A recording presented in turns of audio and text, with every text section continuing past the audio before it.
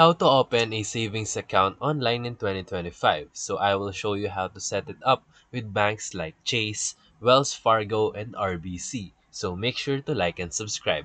Step 1.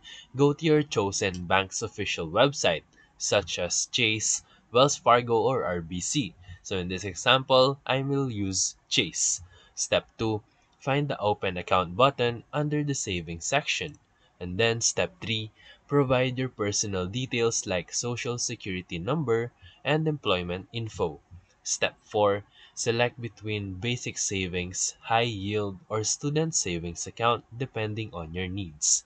Step 5, link an existing bank account or debit card to deposit the minimum opening balance required. Step 6, you will receive an email or notification that your account is active and ready to use. And that's it. So if this video helped you, feel free to like and subscribe for more videos. Thank you for watching.